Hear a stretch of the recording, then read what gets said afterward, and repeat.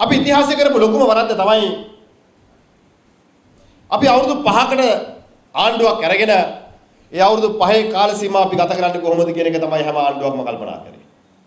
ඒ හින්දා තමයි අධිවේගී මාර්ගය හදනකොට මේ බල්ලෝ බලලුන්ට පාර මාරු වෙන්න බෑ කියන මතවාදයක් ගොඩනැගුණේ. මොකද මේ දේශපාලන පක්ෂ හැමදාම කල්පනා කරේ තමන්ගේ අවුරුදු 5 තුල හෝ තමන්ගේ නායකත්වයේ කාලය තුල තමන් විපක්ෂින්නේ කාලය තුල තමන්ගේ වක්කීම ඉටු කිරීම මිසක් අවුරුදු 20 30කට අනුකූලව ලෝක සිතිය මේ ලංකාව ස්ථානගත කළ යුත්තේ කොතනද කියන කාරණේ පිළිබඳව අවබෝධයක් තිබෙන්නේ නැහැ. පොත් සිටි එක හදනකොට සීගිරියත් කඩන්න වෙනවා කියලා කිව්වා. සීගිරියත් කඩලා ගේන්න වෙයි කියලා. හැබැයි කනගාටුව තමයි අද වෙනකම් මේ කාරණා විවේචනය කිරීමට උන්ට හැකියාව තිබුණත් මේවායේ ඵල ප්‍රයෝජන ගන්න ආකාරය පිළිබඳව තවමත් එයාට අධ්‍යයනය කරගන්න අපොසත් වෙලා තියෙනවා.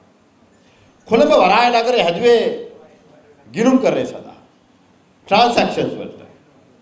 ෆයිනෑන්ෂල් සිටි එකක් විදියට. මේ අදටත් අපේ ආණ්ඩුවට හැකියාව ලැබිලා නැහැ. ඒ කාර්යය අවබෝධ කරගෙන ලෝකේ අනිත් රටවල් වලට සාපේක්ෂව අපි ස්ථානගත වෙයි. කොළඹ වරාය නගරයේ තියෙන අභියෝගය ලංකාවේ BOI එක නෙවෙයි. කොළඹ BOI එක නෙවෙයි. The Board of Investment එක නෙවෙයි. කොළඹ වරාය නගරයේ තියෙන අභියෝගය බියගම zone එකක් නෙවෙයි. කටුනායක zone එකක් නෙවෙයි. හම්බන්තොට ආර්ථික කලාපයක් නෙවෙයි. මේ කොළඹ වරාය නගරයේ තියෙන අභියෝගය කලාපීය වශයෙන් අපේ කලාපයේ තියෙන අනිකුත් ෆයිනෑන්ෂල් සිටි එක කොහොමද අපි ස්ථානගත වෙන්නේ කියන එක.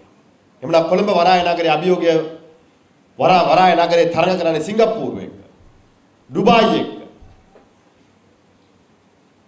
චීන එක්ක. ඒතර ඉන්දියාවේ අලුතෙන් ෆයිනෑන්ෂල් සිටි එකක් හදලා තියෙනවා. අපි ස්ථානගත වෙන්න උනන්නේ මේ නගර එක කොහොමද අපි ඊළඟ අවුරුදු 20 30 ඇතුළත ලංකාව ස්ථානගත කරන්න කියන කාරණය. අපි ඉතිහාසයේ අපි පහුගිය එක්කනට වඩා හොඳට අපි කරා කියන කාරණේ අදාළ වෙන්නේ නැහැ. හැබැයි අද ලෝකේ කොතනද තියෙන්නේ? ඒ ලෝකේ අපි එක්ක තරග කරන්නේ කවුද?